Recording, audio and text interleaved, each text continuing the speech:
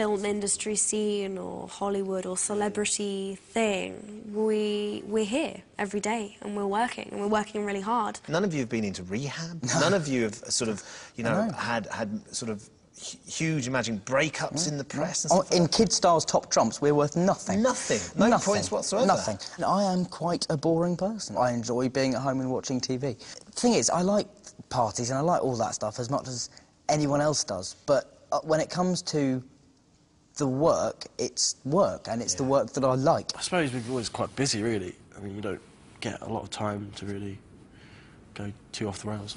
But I don't know. There's still time.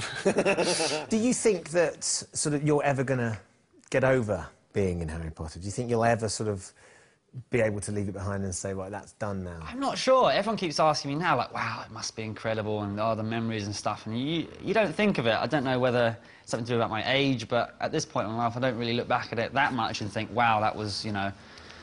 I guess to put it in perspective is very hard to do at my age. I don't have anything to compare it to either. You don't remember that much of your life before you were 10 years old. I mean, obviously, I've got a few memories, but Sure. my life my memory started work pretty much around 10 or 11, and that's how long I've been here for, so it's kind of all I know. Can you buy a pint of milk without people saying, oh, hello?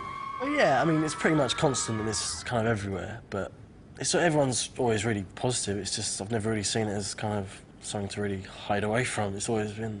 Yeah, I remember once when I was in America, I think I was in America somewhere, and someone wanted a photo with me, and I put my arm around her, and she told me not to touch her. So that was probably the only kind of bad experience. She asked for your photo and then said, don't touch me? That's what you do, isn't it? When you I would have thought so. But yeah, she didn't want it. So that told you. Do you ever look back and think you've missed out on anything?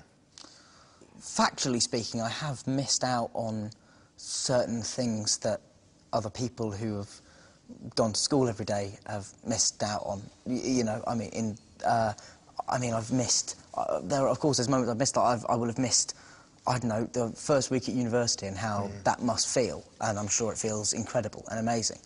But I've had parallel experiences, though not the same, and that kind of are of the same nature, because we all sort of go through the same stuff. It's just what prompts us to go through it that sort of changes, I think.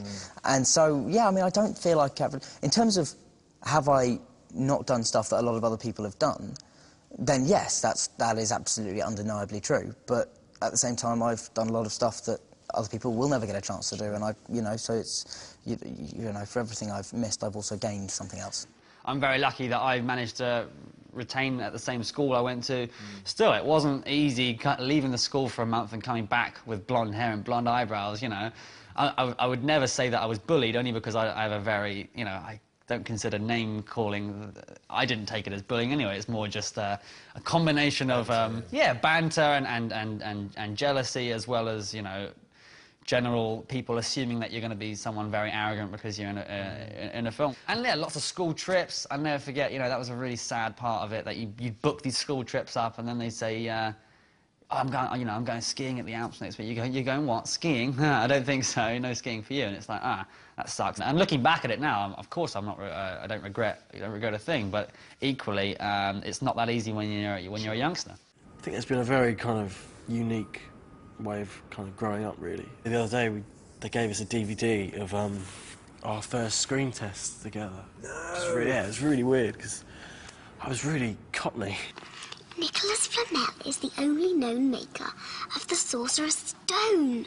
The what? I was really surprised. I was really strong Cockney accent, but it's kind of over the years, I guess I've toned it down. It's been bled out of you. Yeah, but yeah, it was really weird because they showed another potential Ron as well. Oh. Which was quite weird. And he was really good as well. No! I probably would have cast him instead. It doesn't really feel real, that it really is coming to an end. It's really strange. I can't really describe it. I keep feeling like... I don't know, I guess I'm in denial. But however much we don't want to believe it, it is all about to come to an end.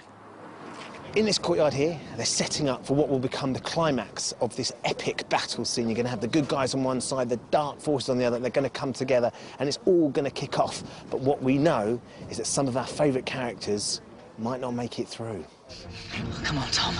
Let's finish this the way we started it. together. But who will survive when Harry and Voldemort come face to face for the final time?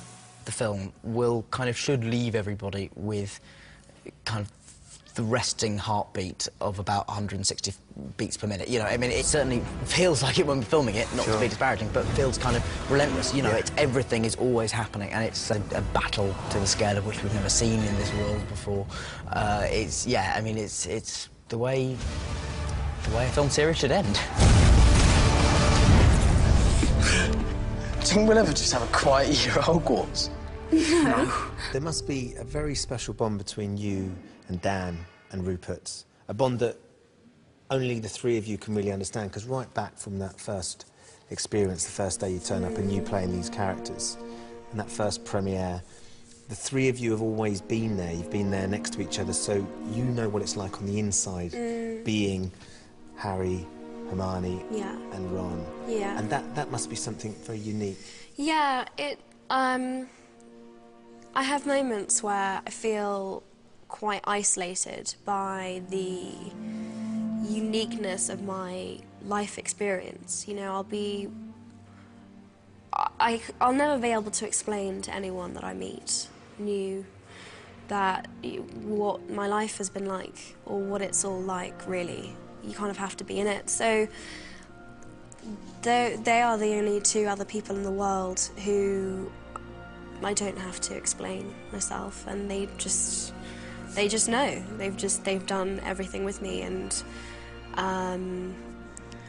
that bond that we have, I think, even more than it is to us now, I feel like when this is over, our friendship will have a new importance for the three of us, because I think when it's over, we'll need each other more than we do even now, really. I'm Harry Potter. If you could look back to 10-year-old Dan, who's just about to embark on this journey, what would you say to him to prepare him? Have a good time. I don't know, what else would I say? Is there an essence that you'd sort of go, you know, don't get too carried away with it, don't believe the hype, you know, or... I don't think I tell myself anything that the 10-year-old me hadn't already sort of had. I was very unfazed by it all. Like, I didn't believe the hype, and I didn't get too swept up by it, and I always had fun, and I didn't, you know. So I don't know if there's anything I would say to him. Well, that sounds awfully smug, but I think any of the mistakes that I've made that I could give myself clues to when I'm 10, I wouldn't, because it's essential that I make them, and they've absolutely formed a huge part of the person that I am, along with everything else in my life. So, yeah, I mean, I don't know. I mean, I'd just probably tell him to not eat the food in the Great Hall after the third day of a scene. Well done, everybody. Thank you.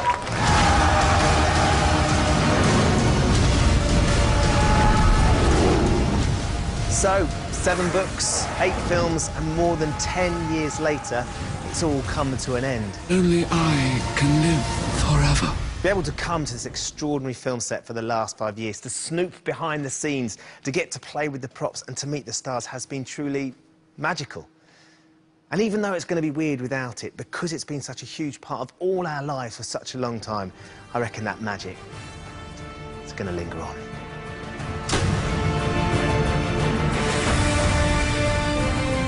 Time to try and outsmart regulars Jason Manford and Peter Andre. Odd One In is next this evening. Penn and Teller are back at 9, and Jack Dee, Jimmy Carr and Catherine Kelly are making the decisions in The Marriage Ref at 10.